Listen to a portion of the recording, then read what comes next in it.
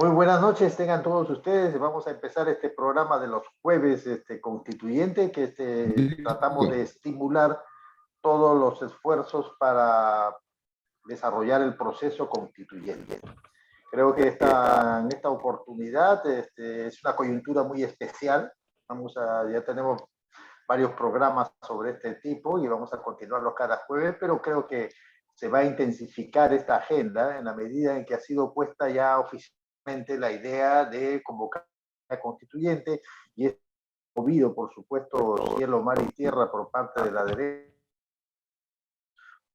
político, sea de la oposición o de la izquierda, porque el tema se ha puesto oficialmente, es decir, se trata de mirar al país con unas características diferentes, se trata de definir qué cosa es lo que queremos realmente, cuáles son nuestros futuros aspiraciones de la población, de qué manera romper lo vicioso de la dependencia, de qué manera tener una economía más lograda, de qué manera impedir que los monopolios prosperando y tener reglas y normas que principios ineludibles que permitan generar leyes y normas que administren de manera definitiva en común y no perjudiquen al país por una u otra ley amparada en algunos textos, obviamente, pero que son realmente de mala leche para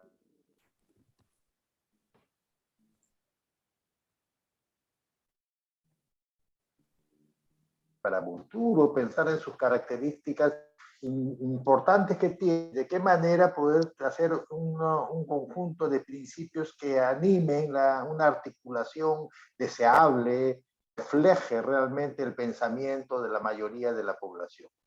Por tanto, inesperadamente se ha abierto un debate que espero que pueda ser continuado, permanente, casi muy similar a lo que inició en algún momento hace muchos años, que ha terminado ya en un proceso organizado que está a la fecha, y nosotros realmente recién empezamos, o sea, no aspiramos a que se tenga una constitución nueva a corto plazo, teniendo en cuenta un enemigo en el Congreso que no va a querer, al contrario, usando la blindada manera, todos los esfuerzos para poder modificarla, están limitando exagerada el referéndum, la participación popular, de nueva constitución o un propósito para poder resolver esto por vía popular, de manera que esto yo en terreno contrario, contracorriente de lo que se está generando y se ha quitado el tema de la agenda que tiene, está volviendo a poner el tema en cuestión. Y me parece que medida que ayuda de esta forma a generar lo que estamos nosotros deseando, es un constituyente, algo que permite a la población empezar a tocar temas de fondo. Obviamente este tema es importante, tiene que haber acompañado de un segundo proceso o paralelo proceso que sea de políticas públicas en el Estado, la población, problemas que permitan resolver los problemas concretos. Eso no se da. Lamentablemente todavía, sea porque hay una obstrucción del Congreso, sea porque hay ineficiencia del aparato estatal, sea porque no hay ideas claras de trabajar, pero realmente esto va a ser una pata en el proceso constitucional, porque un proceso constitucional, una movilización por una nueva constitución, implica de que haya también resoluciones a los temas concretos que la población resolverlo, y eso no está resuelto. Es cierto que durante el proceso último se ha generado un ambiente en la cual enfoca sus enemigos, enfoca los problemas a los monopolios, al Congreso que está haciendo las medidas, al tema de los monopolios, ayudó mucho a entender a la gente que efectivamente hay una importante para el desarrollo del país en este aspecto, de la de energía, que da concesión a los lotes petroleros por un más, que evidencia un escándalo muy gigantesco de entreguismo, de acción y prácticamente con el sector privado y el lobismo, de manera que todo eso ha generado un ambiente que a la población lo ha hecho pensar bastante y los medios obviamente han empezado a tratar de asiguar este tema, llenando en principio lo que es el proceso de la que no es buena tampoco, que ya hemos escuchado algunas críticas respecto a cómo se ha dado, pero bueno, en fin, el que se ha puesto en agenda. Los resultados son de que efectivamente no va a tener éxito esto en las comisiones, probablemente va a ser un largo proceso y van a o negarlo, dejarlo ahí a la que sean las últimas instancias, resuelva o distorsionar a medida en que pueda hacer a sus propios intereses. De modo que, sin embargo, ya el punto oficialmente y tenemos la oportunidad de poder generar una fuerza, digamos, de educación, porque este tema de educación, tema de convención, tema de organización, tema de movilización, tema que amerita trabajarlo de manera por todas las organizaciones. Primera vez quizá pensar de qué manera organizar el país diferente. Son pies que va trabajándose para poder caminar bien. Necesidad de pensar en el país, pero también la necesidad de problemas concretos. Esto está cojeando todavía, pero en este andar ir adelante, por lo menos de ellas, mientras alertamos de políticas concretas que hace para que este tema de educación, pro constitución nueva, pro futuro del país nuevo, se cristalice, tiene que haber también políticas que se acerquen más al ciudadano, que no se distraigan en algunas otras actividades, como lo que está sucediendo lamentablemente, y que de lo cual se aprovecha también la de a proceso de... Es una buena ocasión para poder durar más este tipo de para tenerlo mejor, para poder apoyarlo de manera clara. Y ya en la sesión anterior, trazado por lo menos los principios y de la última reunión fue importante porque termina en que desviarnos en un ambiente en el país, dos elementos que son claves y que Mario de la Riva lo destacó y que es causa popular también, ¿no? El vivir, el bien común, ¿no? Sumat causal, que esos son los dos principios que pueden pautas a partir de nuestras creencias, de nuestra cultura, de nuestras cultural que tenemos, es una de las bases más importantes las cuales podemos sostenernos y dar pie a lo que muchos llaman, ¿no? Crear una revolución realmente que tenga esa esencia de nuestros propios saberes,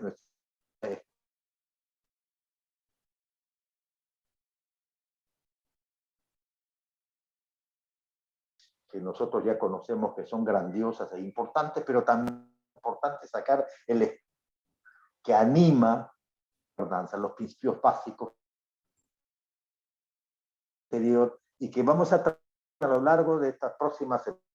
Pero vamos a arrancar el debate con lo que Mario de la Riva nos ha preparado para ahora. Fernando probablemente está un poquito indispuesto para poder participar ahora en la medida en que está en carretera y está que se le va y se viene las señales, de manera que lo que tenía lo vamos a desarrollar con él seguramente en el próximo jueves. Pero a Mario, que va a abrir para que todos puedan, tiene que ser una colectiva, definitivamente. Lo que hacemos es básicamente dar esos elementos de juicio a que necesitamos para poder movilizar a las organizaciones en un proceso constituyente.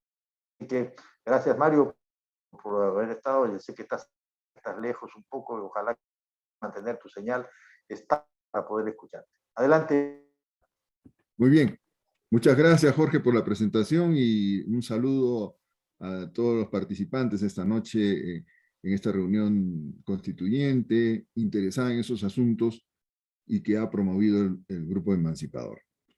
Nosotros estamos haciendo una metodología que tiene dos componentes. Un momento de motivación, que es el que hizo Fernando Mesa Urquizo hace unos días, y que daba el puntapié de arranque respecto del título 1, donde tratamos de ver qué somos y dónde estamos. Y que esa forma de motivación dedujera, implicara en este día una intención de articulación, porque antes que nos lleve la historia, que está corriendo muy rápido, es muy importante que grupos como Grupo Emancipador tengan ya pergeñada una reflexión constitucional que de alguna manera elabore contenido constitucional que en el momento dado que se desencadene todo, esté lista para aportar. Aportar en lo que significa acompañar todo lo que ha sido la historia peruana, la historia del Ande, y que ha sido la base de lo que ahora vemos en el Perú.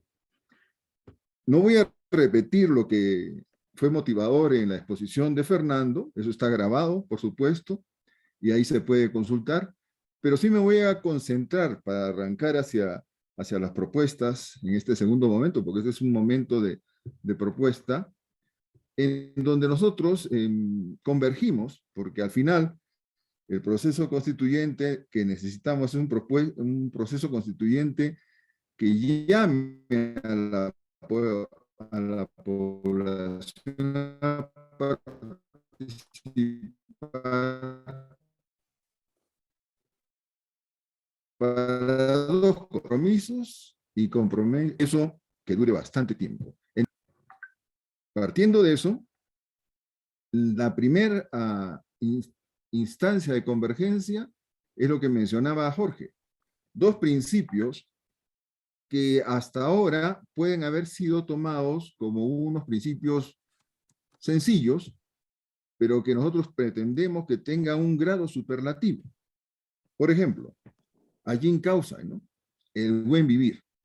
En el grado superlativo es un proceder de buen existir, porque tiene que ser con muchas dimensiones, no solamente la humana, tiene que involucrar lo natural, tiene que involucrar nuestra vinculación con el ambiente, y tiene que ir en una perspectiva de siglos, de permanente sostenimiento. Y entonces allí en causa ya no pues es un solo buen vivir, sino es un correcto existir. El otro es el Capañán, que su grado sencillo resulta ser un buen proceder, una buena acción, una buena forma de hacer las cosas. Pero en el grado superlativo es un proceder excelso. ¿Por qué? Porque tiene que involucrar muchas formas en las que el ser humano, como individuo y como sociedad, se involucra con el medio ambiente, con la naturaleza. Ya no en modo depredador, como es el que hasta ahora se viene sosteniendo y hasta valorando, porque no es necesario haber estudiado mucho para darse cuenta el tremendo perjuicio que tenemos con Repsol, y ahora hasta ahora Repsol sigue siendo protagonista y ganando los recursos. Algo está fallando en eso, ¿no? Pero, es decir, lo que uno gana es lo que le quita al otro. Y no hay restitución, solamente hay depredación. Entonces, basado en esos dos principios sobre los cuales hemos convergido y sobre los cuales hubo un momento en la que con esos datos, con esa reflexión respecto de un Perú, empezamos a buscar respuestas. A través de dos preguntas. ¿Qué tan lejos iríamos que solos no podríamos? ¿Y qué diversidad de cosas podríamos hacer que solos no afectar y no lograríamos conseguir. Eso, pues, en el fondo, es buscar lo que nos une para ir como país con un respeto entre nosotros, pero también entre la diversidad de la naturaleza a la que debemos honrar de alguna forma y proteger de alguna forma, que inmediatamente se refleja en la calidad de vida de la gente, en la calidad de vida de toda nuestra población, en todos sus niveles ecológicos, en todos sus pisos ecológicos, y a donde la responsabilidad del Estado peruano alcance. Nosotros hemos diseñado una serie de artículos que pretenden, y en esta noche lo someto, porque la idea es que nosotros tengamos capacidad, ánimo, intención y entusiasmo de empezar a redactar contenidos. ¿Por qué? Porque al redactarlos vamos a defenderlos porque somos parte del texto que se está haciendo. Y ese es el reto mayor que el Grupo Emancipador está tomando, porque lo vamos a hacer en cada uno de los títulos. Hemos comenzado con el título 3 algunas semanas hace, como una forma de afiatar nuestra metodología, pero ahora comenzamos con el título 1, hemos hecho la instancia motivadora y ahora vamos a pasar a una instancia de propuestas que esperamos someterlas ante ustedes y que recibamos en insumo y que en algún momento, acumulando los artículos que ustedes quieran poner y que nos ayuden a construir, poder tener una propuesta de grupo respecto de estos contenidos. A ver, vamos. Si hubiera alguna pregunta concreta, o réplica o comentario positivo a este tema, me gustaría que pueda intervenir uno o alguien muy puntual para poder, en el mejor sentido del término, explotar los conocimientos de Mario de la Riva y nos explica un poco el sentido de cada uno de las propuestas que está realizando como perspectiva general. Gonzalo, adelante, acepta el reto. Mira, justamente, no es reto, es intercambio de ideas. Exacto. A mí me ha gustado mucho toda esta primera parte, todo hasta el capítulo 5 incluido, pero mi duda, me parece un peligro muy grande, es el artículo 2 que estamos viendo en este capítulo 1. Mira, reconocemos la obligación como Estado y como sociedad de otorgar atención a todo ser humano, no importa su origen. Entonces, ahí pierdes el concepto de Estado-nación para convertirte en una especie de Estado asistencialista universal. Si bien me imagino que hay un deseo lógico de ayudar a la población, etcétera, eso no puede ser reconocido constitucionalmente porque desborda las capacidades del Estado-nación de atender a todo ciudadano, no importa su nacionalidad. El Estado-nación se basa en atender a tus ciudadanos y lo otro forma parte de una legislación complementaria de ayuda humanitaria, de convenios internacionales con Naciones Unidas, etc. Solo pongo el ejemplo, ¿no? Imagínate si yo en el tema medioambiental pusiera el Estado peruano es responsable de todo lo que pasa en el planeta. Nos parecería un absurdo, porque dirías, no, yo soy responsable del medio ambiente en mis fronteras porque en el resto no tengo injerencia. Igual a veces por ser humanitarios decimos el Estado peruano va a hacerse responsable de toda persona que esté en su territorio, no importa su origen. Bueno, es muy bonito el deseo, pero tal vez excede las posibilidades reales de cumplirlo, ¿no? Era esa la reflexión. Gracias. Gracias, Gonzalo. ¿Alguna otra reflexión para poder dar ya otro comentario? Alguien tiene su micro abierto, pero... La palabra. Adelante, Augusto. Bien, yo también justo tenía esa misma observación. Bueno, es mi modo de pensar, ¿no? Que tiene Gonzalo, ¿no? Porque es cierto, no podemos hacernos responsables de todos los seres del planeta, ¿no? Y eso se está viendo con mayor razón en estos días, pero siempre ha sido así. Entonces, los recursos que tiene cada Estado-nación son limitados, ¿no? nosotros ya tenemos una mala experiencia en el Perú, ¿no? Aunque desde el punto de vista de economista, me ha gustado mucho el bono demográfico de los venezolanos, ¿no? Entonces, pero eso no se puede estirar pues hasta sin fin, ¿no? Eso tiene que tener una regulación, ¿no? Y no solo regulación, sino tiene que haber, lamentablemente, una fuerza bueno, para eso está el ejército, para evitar que la gente entre sin permiso al país, ¿no? Entonces, y cuando tengan que salir, pues, lamentablemente tiene que hacerse, ¿no? Lo que sí podemos es quizás ver la situación de aquellos como Assange, por ejemplo, ¿no? Si se le da, pues, asilo, no puede ser, pues, tocados para nada, etcétera, etcétera, ¿no? Cosas así se pueden hacer, pero no tan general que cualquier migrante, por cualquier razón, quieran entrar al país, ¿no? Y sin ningún control, ¿no? Entonces yo lo dejaría ahí, pues es lo más concreto que puede haber, ¿no? Quizás más adelante eso se puede hacer, pero no sabemos después de cuántas guerras más que puedan haber en el planeta, y cuando ya no haya, quizás las cosas cambien, ¿no? Ya. Correcto. Sí, en principio es cierto lo que dicen, pero hay que tener en cuenta que la Constitución son principios, son horizontes, son normas de aceptación universal y norte. Y ustedes saben que hay libre ingreso de las inversiones, libre ingreso del mercado, libre ingreso del comercio, pero no de los seres humanos. Es un aspecto que poco se ha discutido. Sí. ¿Por qué? La migración tiene que ser una cosa muy especial, que tiene que... se ha dado en todas partes del mundo, el procesos migratorios son constantes, permanentes, ya es casi una norma que la movilidad de las poblaciones en todo el mundo se da. Por ejemplo, ahora hay desplazados de Ucrania, ¿cuánto? Estamos hablando de 5 millones desplazados.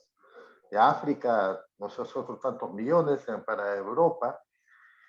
Y las discriminaciones que se producen en este caso, o sea, las aberraciones que se producen en el tratamiento de uno u otro, son terribles.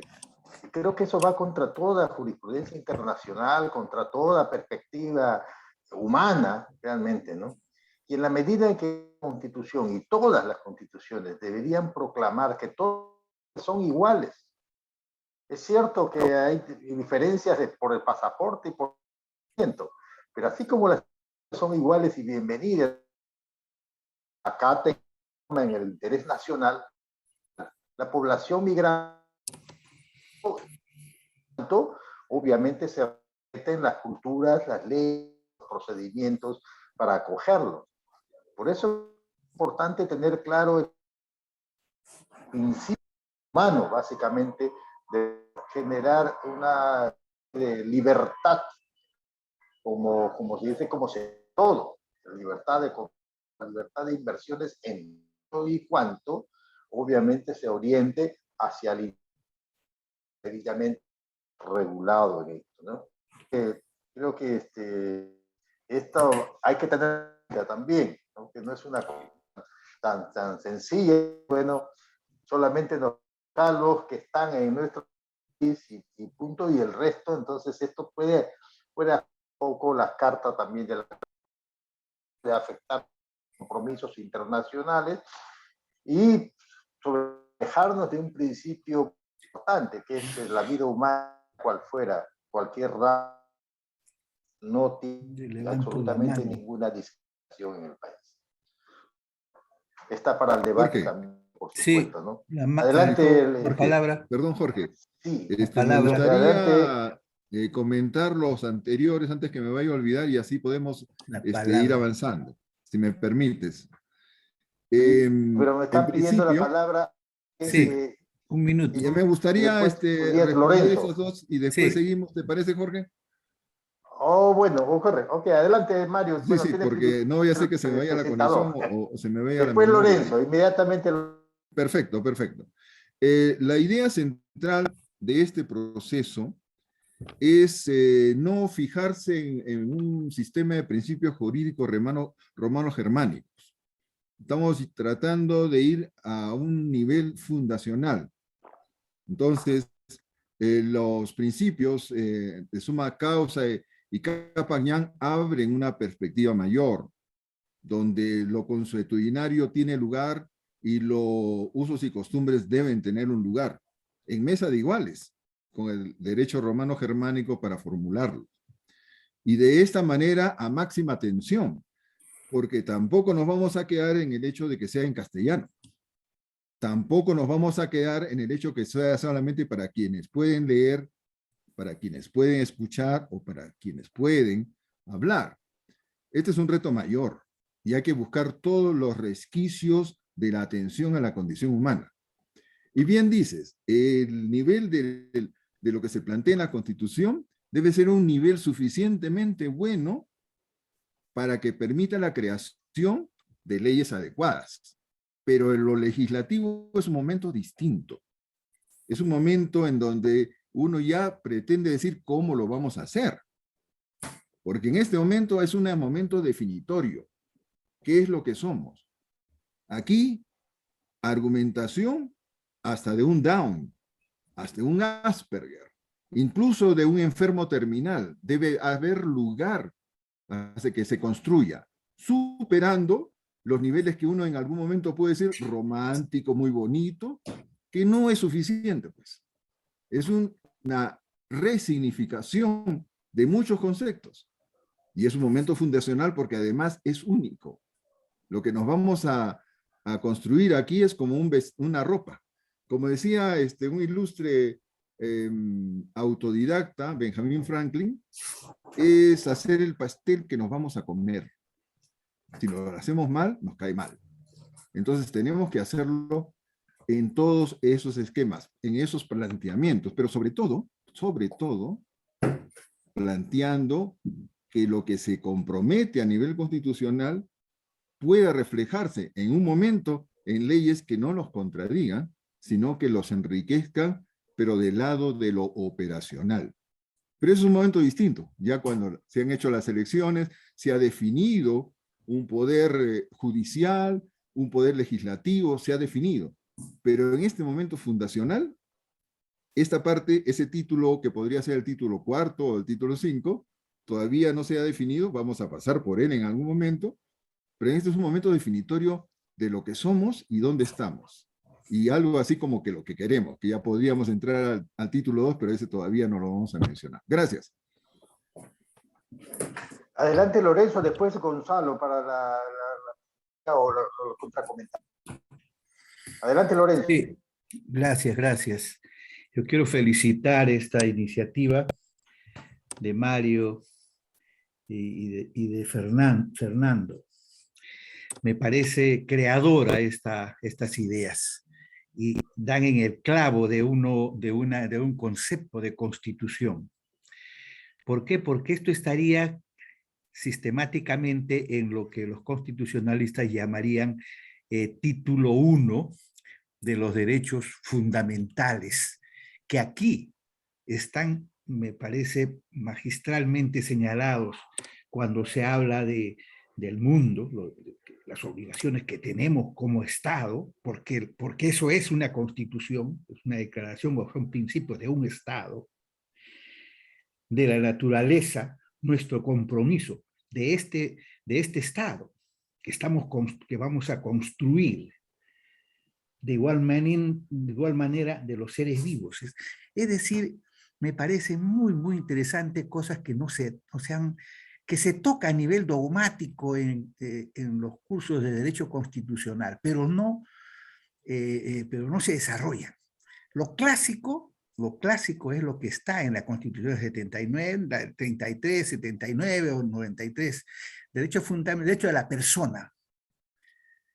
Pero ahí en el derecho de la persona poco se habla, por ejemplo, estos derechos de lo que se hace en el artículo 1 del mundo, ¿no? Me parece muy, muy interesante de la naturaleza. Eso necesariamente tiene que estar ahí. Me parece ahí contradiciendo o las ideas de Gonzalo y de Augusto. No, no estamos ya en un Estado-nación, somos una... Ahora tenemos que hablar un poco más, ya a partir de la Segunda Guerra Mundial, en lo que es la globalización. Bueno, de 1990, ahora ya no podemos decir que somos una isla o es que solamente nosotros debemos preocuparnos por nosotros. No, señor. Hay aspectos que son universales, que estaríamos haciendo nuestra Declaración Universal. Sí, los principios que están en la Declaración Universal de los Derechos Humanos, en los pactos internacionales, también debemos remarcarlo en nuestro texto constitucional. Me parece que esto es un compromiso del buen vivir, etcétera, que estamos asumiendo, o se estaría asumiendo en una nueva constitución. No solamente los derechos individuales y sociales, sino también los de tercera generación, etcétera, como se, ¿no? Esto de los derechos al ambiente, a la vida, al agua, etcétera, etcétera. Ese es mi punto de vista. Yo felicito por esta iniciativa, fue la primera vez que escucho. Yo enseño Derecho Constitucional y me parece muy, muy bien esta idea que se plantea en el título 1, ¿no? Título 1, que serían derechos, no sé, de derechos, habría que buscarle una denominación, ¿no? Derechos del mundo, no sé, pero me parece muy, muy interesante esta reflexión de parte de Mario y de Fernando, de aportar con estos 5, que ha hecho esos 5 capítulos, que deben ser parte de un título, ¿no? Dentro de la Constitución. Nada más, gracias. Muchas gracias. Si puedes presentar, Mario, el tema en pantalla para tener un poco las características del texto. A ver, vamos a ver. Creo que aquí estás está con baja oscilando señal. mucho Voy a entrar otra vez a compartir, por favor. Voy a entrar a compartir porque hay mucha oscilación en el sistema. A ver, ¿lo ven? ¿Correcto? Está bien, sí, correcto. Ahora sí. Sí, si lo mantienes ahí porque permite reflexionar mejor para el texto y también lo del chat también, por favor, para que puedan todos tenerlo ya en su propia carpeta, ¿eh? Adelante, Andrés, después Gonzalo, o primero Gonzalo, que tenía algunas reflexiones complementarias de la primera sesión. Si me permites, damos paso a Gonzalo para esta parte del capítulo de la naturaleza. Sí, Gonzalo. Mientras se prepara, entonces, Andrés. Gracias. Buenas noches. Yo iba a hablar sobre el capítulo 1. Pon el capítulo 1, por favor, sí. Capítulo 1. Sí, Mario Enrique. Mira, adelante. Solamente quiero hacer 2 agregados en el artículo que aparece como sin número, pero en la primer párrafo. Yo estoy de acuerdo que deba haber este texto, pero aumentaría algo que precisa la responsabilidad como Estado frente al mundo, que es cuando dice en la tercera línea, una restitución regenerativa, oportuna y pertinente de lo que de la naturaleza se comparta por necesidad y uso social. Quiero agregarlo de regenerativa, porque es todo un trámite de capacidades para hacer eso. Y en el otro, que no es retirar todo lo que sea extractivo, en el sentido que contradiga a lo que se ha dicho en las líneas anteriores, y entonces que diga naturaleza, ¿no? Que de la naturaleza se comparta por necesidad y uso social, entendiendo lo social también como a la naturaleza, ¿no? No solamente los humanos. Y ahí creo que ese es un ajuste epistémico de principio, ¿no? Y que va, de hecho, contra la mirada eurocéntrica de sujeto-objeto. Y aquí el intento está de cuando dices suma causa y capagñán o huiñaipaj, estás hablando de un diálogo de sujetos, entre sujetos con distintas naturalezas. Y eso me parece que podría cuadrar en lo que sería qué es el Perú en su responsabilidad como parte del mundo, ¿no? Ese es con respecto al primero. El segundo artículo estoy absolutamente de acuerdo, porque como ha dicho Lorenzo, hay otros mecanismos mucho más del derecho y la aplicación jurídica de cómo se asume esta responsabilidad de principio por parte del Estado, ¿no? Eso sería mi reflexión. Muchas gracias, Andrés. Gonzalo, quería un poco complementar. Sí.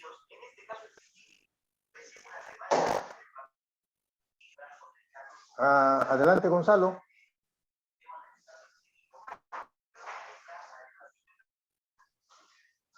Creo que ha salido, no lo veo ya. Ok, seguimos entonces con hay otra intervención respecto al capítulo. Se ha tomado nota, Mario, porque esta va a ser una reflexión constante, no es una cosa que se significa ahora. Hay que todo eso hay los audios y las intervenciones hacer con este mismo capítulo, ¿no? en la web de Facebook, para que pueda ser también comentado por los que tema. Lo pasemos al capítulo 2, si importa. Antes que eso, podría decir una cosita pequeña. Adelante, Augusto, sí. Sí. Bueno, el tema aquí está que, si bien son principios, que puedo estar totalmente de acuerdo con los principios, ¿no? El problema no es ese.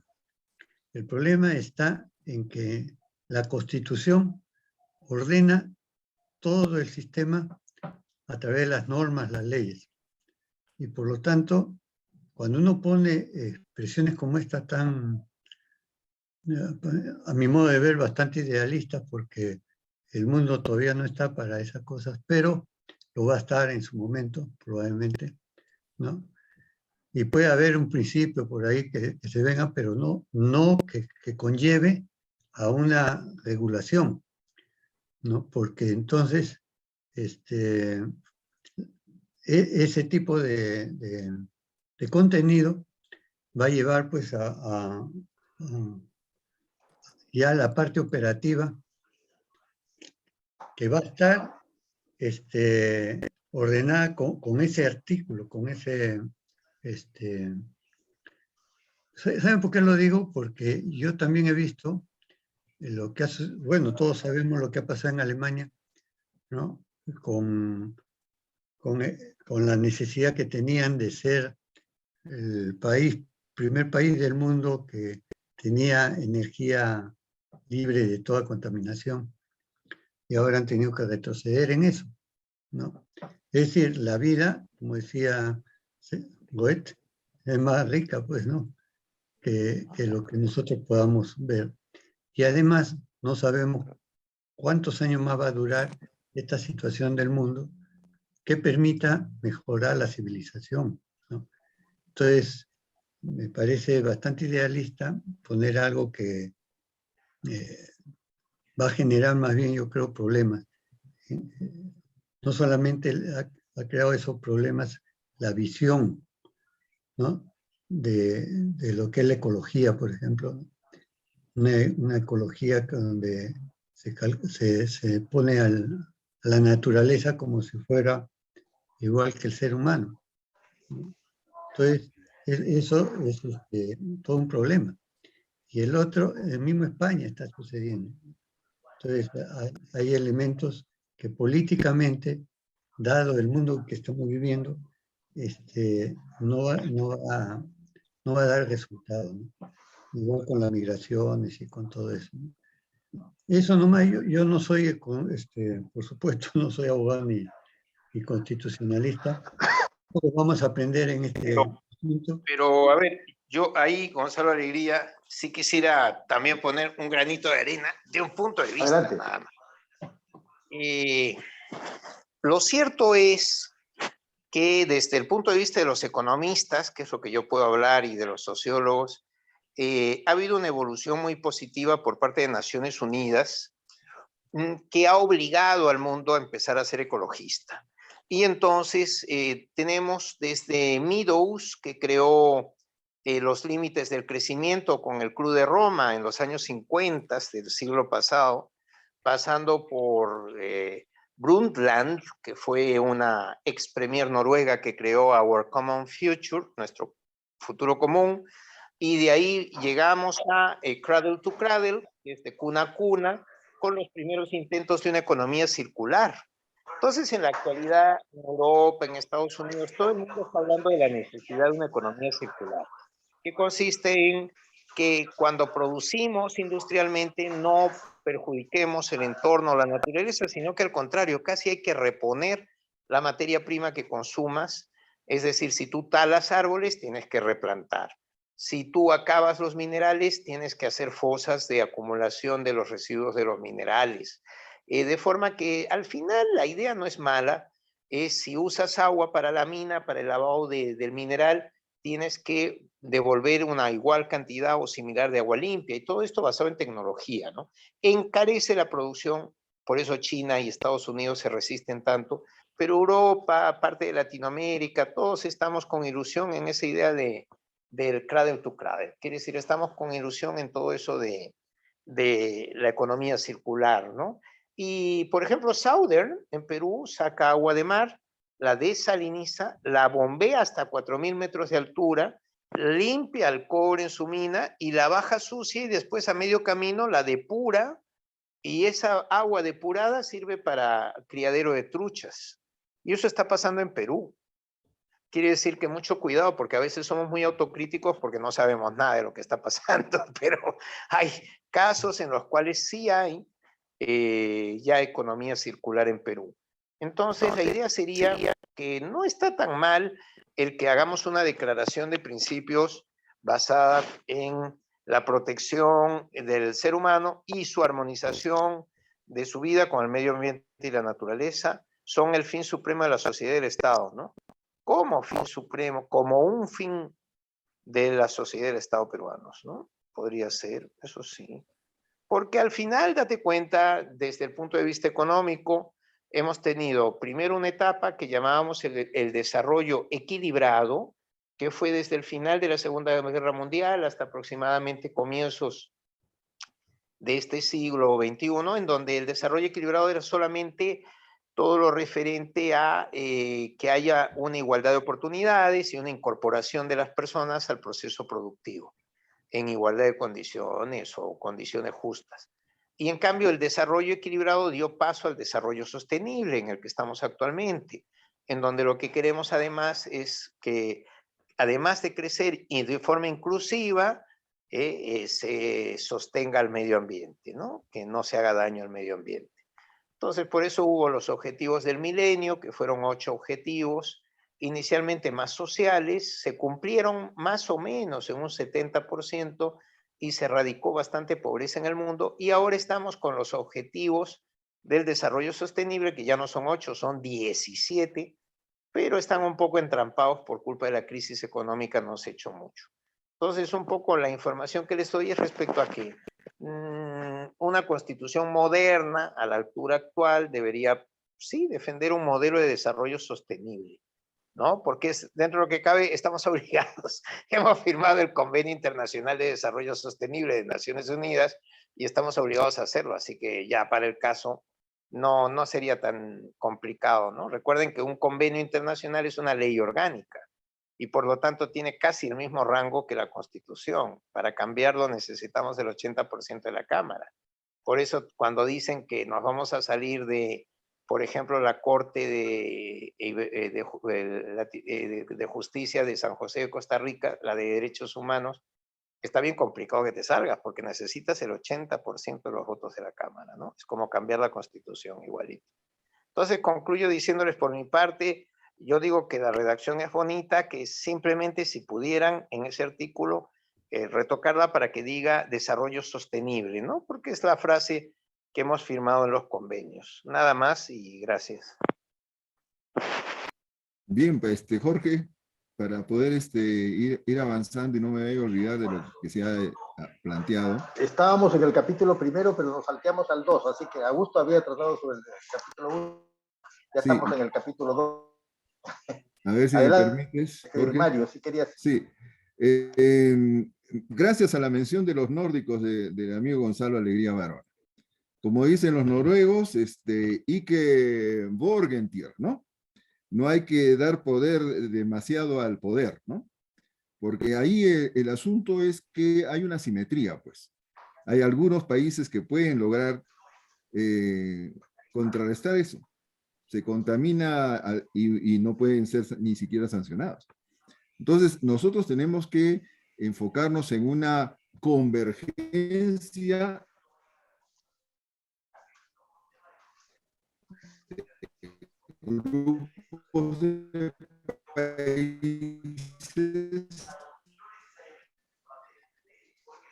que de alguna manera sostengan esto.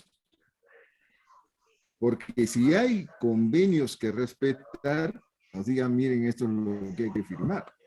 Entonces, es una fuerte presión hacia nuestra capacidad de argumentación científica y tecnológica. Y uno de los grandes problemas pues, que tienen las mineras es que no han resuelto, llamando a la gente de ciencia y tecnología, cerrar los circuitos productivos dominantes. Y muchos de los grandes premios Nobel de química de los años pasados han sido premiados en sistemas de producción minera que tenían. Entonces, ante esa circunstancia, lo que hay que hacer en nuestro planteamiento, hacer esta... Ha tenido algunos problemas con su señal, se le ha ido a Mario. Bueno, está en una provincia, en el Cusco, así que es un poco complicado. Pero quería hacer algo que no sé es cómo podemos protegernos el país respecto al que me ha tocado con respecto a eso.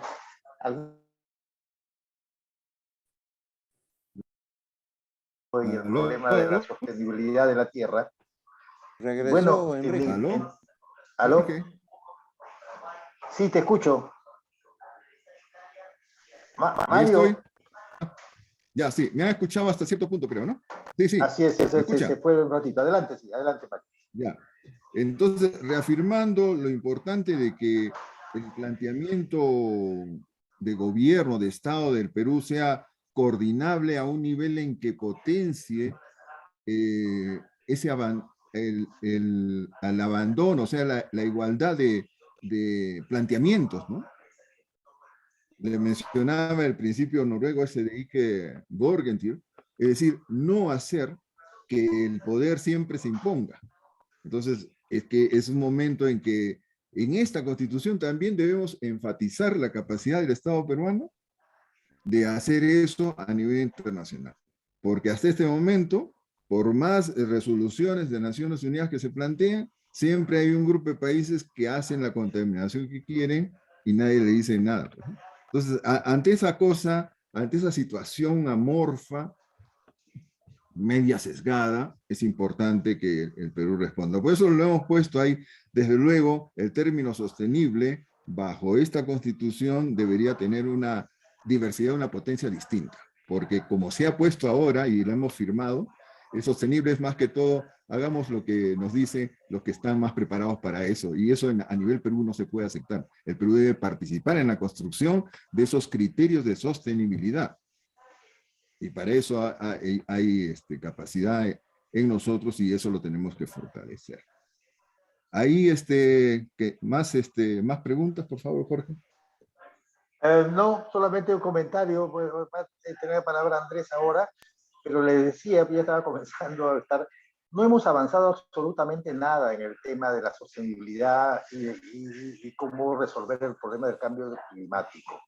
Ya cuántas reuniones internacionales han habido y está en retroceso.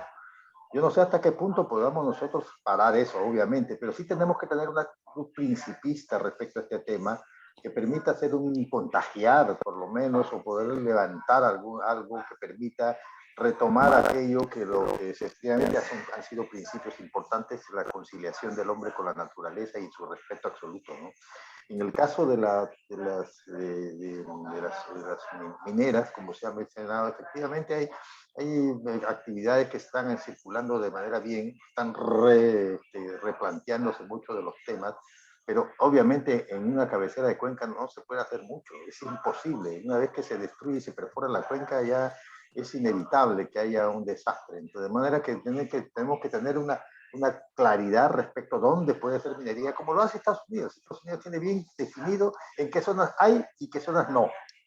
Acá no se puede lograr todavía eso con claridad, por presiones, por etcétera, porque realmente estamos dependiendo mucho de la minería, es nuestro principal recurso y no sabemos cómo dejar eso como eje principal de tributación. De modo que esto es un tema que va más allá de lo que estamos construyendo, porque la verdad es que en el mundo no ha logrado avanzar en lo que se quiere. Y hay un retroceso. Por más eventos internacionales, compromisos e inversiones que se hacen, no están a la altura de lo que es necesario hacer. Quizá a nivel casos particulares, como se ha señalado, efectivamente sucede. Hay casos muy específicos.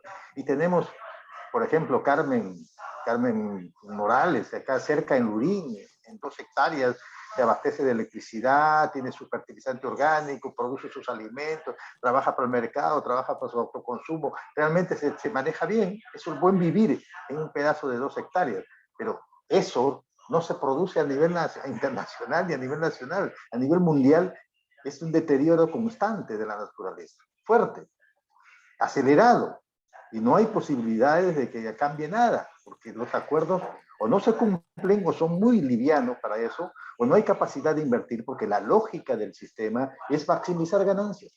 Y eso entra en contradicción absolutamente con lo que es la protección de la naturaleza, por supuesto. Bueno, pero eso es un tema que va más allá en realidad de los principios, pero hay que sentar principios claves para entenderlo, porque tenemos que tener una visión. Andrés, adelante, Andrés. Sí, seguimos poniendo algunas palabras que permitieran ser coherentes con la primera del mundo, ¿no? Con la naturaleza, yo diría que es la protección de la vida, es el fin supremo de la sociedad y el Estado. De la vida, no solamente del ser humano y su armonía, sino de la vida en su conjunto como una totalidad o como una integralidad del funcionamiento del planeta, de la cual el ser humano es el ser inteligente, el ser que tiene la responsabilidad mayor, pero que no se carga a una visión antropocentrista, sino a una mucho más centrista. Es decir, somos parte de la naturaleza y por lo tanto somos parte de la vida, garantes de la vida, y de eso podríamos decir para que los derechos de la persona podrían estar allí contenidos como una responsabilidad recíproca, ¿no? Eso es lo que yo quería comentar. Muy bien. Cierto. A veces muchos piensan Son de que miradas, pues, las montañas no tienen... Pero mira, si el buen vivir, si el Capajñán, si el Huiñaypa, ¿no es cierto?, empiezan a ser una manera de encontrarnos con nuestra historia y con las historias de las culturas antiguas, mucho más completas, de estas sectorialidades y dimensionalidades con las que manejamos ahora y que no nos han ayudado a comprender la totalidad. Eso es lo que estoy tratando de decir como fundacional. Todo lo demás son aproximaciones. ¿Cómo se dice en quechua? Desarrollo sostenible. No hay. No existe, pues, porque la concepción misma era restitutiva, era absolutamente paisajísticamente armónica. La concepción, el ADN. Pero no te digo que regresemos a eso. Recojamos esos contenidos epistémicos, contenidos filosóficos, contenidos de concepciones más cósmicas que las que solamente son absolutamente terrenales, ¿no? Eso es lo que ha dicho Mario, y yo recojo eso para poder, desde mi propia experiencia y de mi propio origen, poder decir que la densidad de esas concepciones del Capajñán, del Sumas Causa y del Huiñaypa, ¿no? Son muchísimo más profundos que lo que en castellano y con la mirada del paradigma eurocéntrico se puede explicar. Y entonces allí tendríamos que decir, si estos tres conceptos macro, madre, de envolvimiento completo, son los que inspiran el conjunto, entonces seamos consecuentes con esa mirada, ¿no? Y procuremos ir por aproximaciones sucesivas, por los intercambios, todos son buenos, son necesarios, ir construyendo un texto, una mirada que puedan todos verse reflejados, ¿no? Puedan entender lo necesario para poder comportarse con una ética mucho más grande que la que ahora estamos teniendo. Por eso es que se demoran en explicar qué cosa es desarrollo sostenible. Se demoran en explicar un conjunto de cosas. Yo soy economista, Gonzalo, hemos estado en varias reuniones con los mineros y yo no creo en la economía circular, porque también había economía circular en la época prehispánica, pero también en la hindú, también en la china, también en la africana. O sea, le estamos poniendo un conjunto de cosas como nombres nuevos a prácticas de concepción de la vida que ya existían, ¿no? El Huiñaypaj es mucho más que solamente economía circular. El Huiñaypaj es la eternidad, es el infinito permanente, es la construcción del infinito de la paz, la vida sin incertidumbres, ¿no? Y eso no es que yo quiera imponérselas, pero si estamos partiendo de esas ideas, esa sería la coherencia que hay, ¿no? Gonzalo, comparto contigo, por ejemplo, mi tesis de economista es crianzas y cultivos articulados con residuos sólidos orgánicos en 1986, ¿no? 2 años de eso. Le llamábamos economía circular, la triple R, no. Era una concepción de lo que es el ciclo de la materia, el ciclo del carbono, el ciclo del agua, el ciclo del nitrógeno, el ciclo del sílice, etc. O sea, lo que estamos haciendo es imitar en lo necesario, en lo correspondiente, las lecciones que la vida misma nos está dando, ¿no? Pero yo sí respeto y tengo que trabajar con los que están hablando de esta economía circular constantemente, ¿no? Pero por los principios de la física no hay nada circular, pues, ¿no? Yo sí pienso que el concepto en los Andes de Capajñán era fluir, de circular en el sentido de que nada se detiene, de todo fluye, pero no en el sentido de la geometría del círculo, sino del fluido del proceso de todo. Circular tiene otro contenido, ¿no? Que no es la reenvolvición, sino es el desarrollo de no, nada se crea ni nada se destruye, se transforma.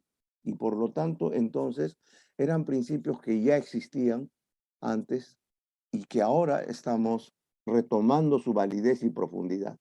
Eso es lo que comparto en ese término, en un caso de la vida y en el otro caso de estos principios que Mario Enrique ha señalado, que son muchísimo más profundos y significativos y simbólicos, que son códigos de entender la cosa de la vida en el planeta, ¿no?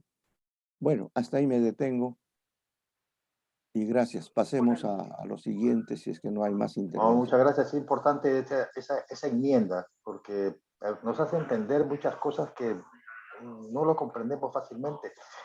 los cerros hablan, viven, conversan, dialogan, los animales también, las plantas, y realmente ese vínculo ser humano con los seres aparentemente no vivos es una concepción que le ha traído muy buenos resultados en la civilización ancestral nuestra, y que obviamente son principios claves para poder entender por qué ahora estamos en sentido contrario a la construcción de un país nuevo, ¿no?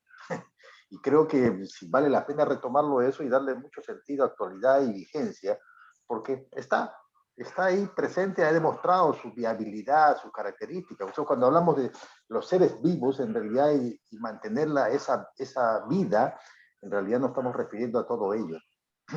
Es un principio bastante profundo que vale la pena sí, trabajarlo con detalle. Mario, ¿estás todavía ahí un poco? Ahí, sigue Gonzalo, adelante Gonzalo.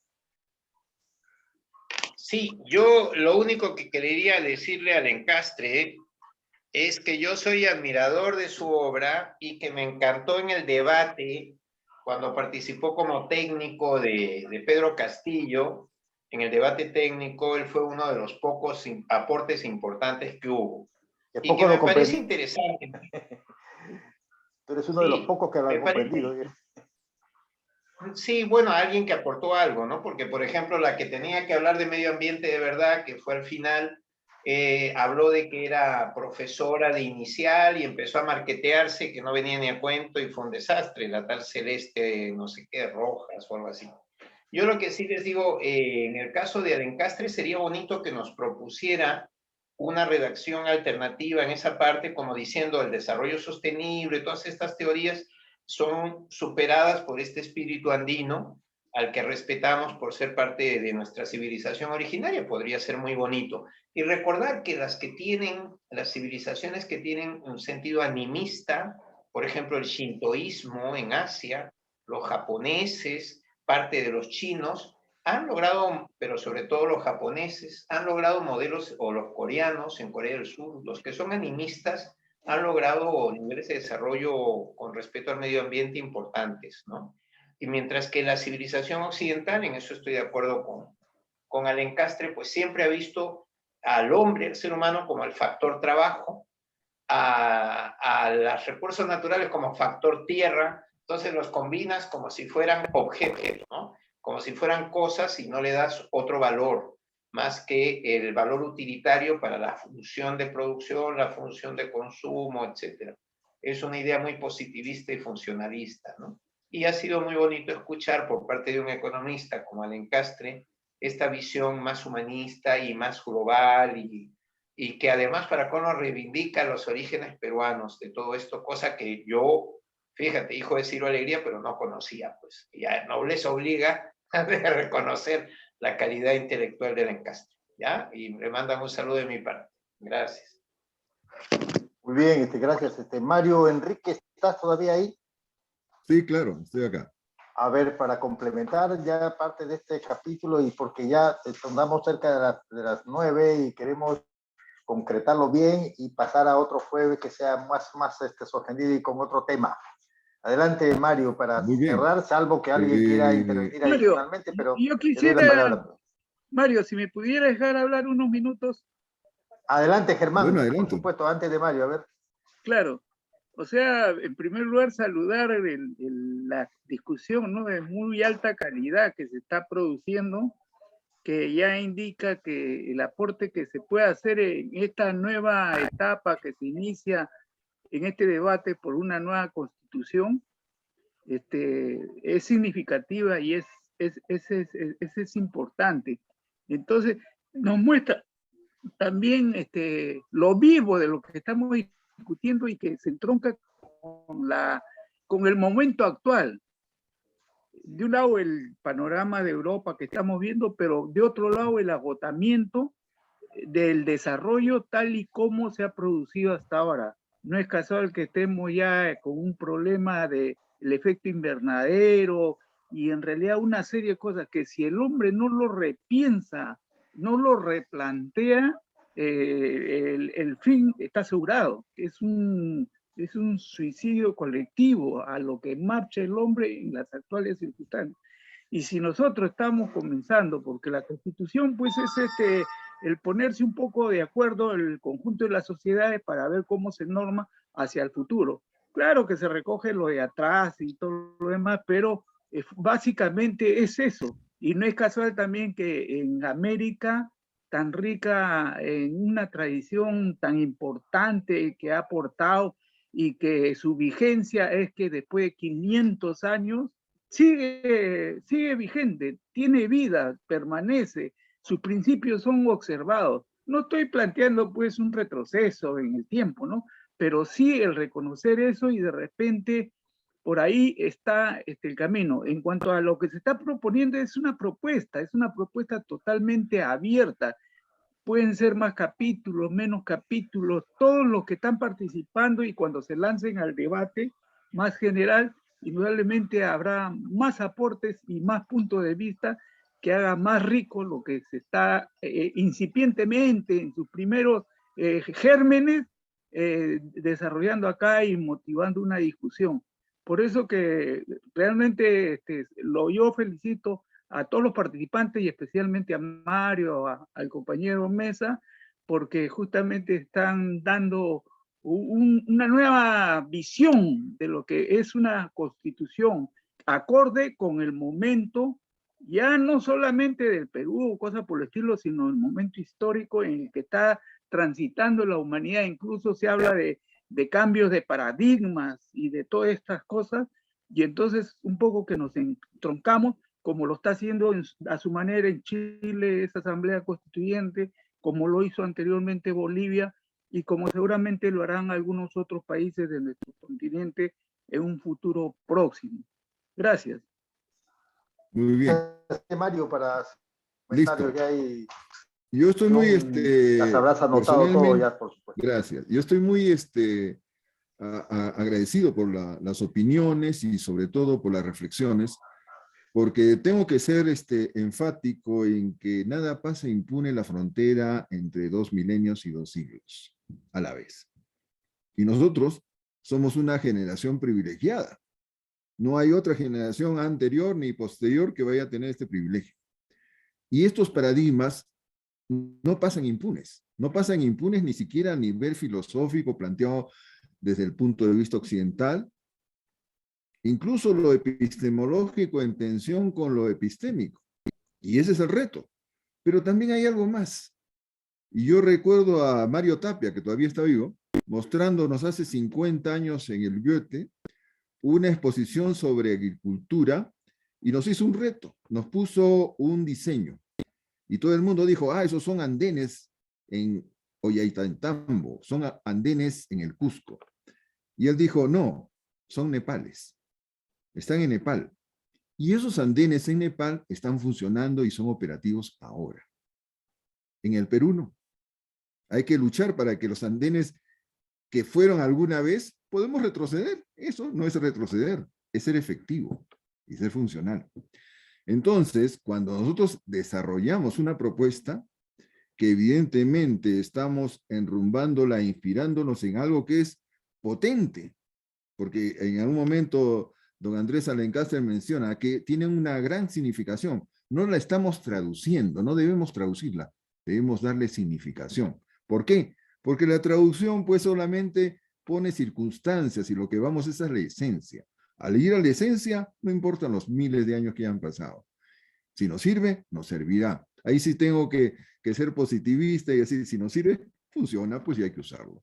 Y en este gran reto que estamos continuando, en este gran momento, que yo digo que es primigeniamente del grupo emancipador, nos estamos poniendo a correr al ritmo de la historia, haciendo una propuesta constitucional, de contenido constitucional, artículo por artículo, y lo que vamos a hacer con todo lo que hemos escuchado es numerar los artículos para ver qué tal nos va con lo que hemos pergeñado, o sea, lo que hemos escrito nosotros y nosotras esta noche, y las otras noches que, como bien dice Jorge, va a haber título 2, motivación, va a haber articulación, va a haber título 3, motivación, articulación, y así sucesivamente hasta que terminamos con todos los títulos que sean convenientes construir. en esta interrelación, porque cada uno de nosotros esta noche acumula reflexión. Nos guste o no nos guste, algo tiene que ser removido. Y eso es un momento revolucionario. Alguien dijo por ahí que cuando uno cambia constituciones realmente, ese es un momento revolucionario. Salvo error u omisión. Gracias.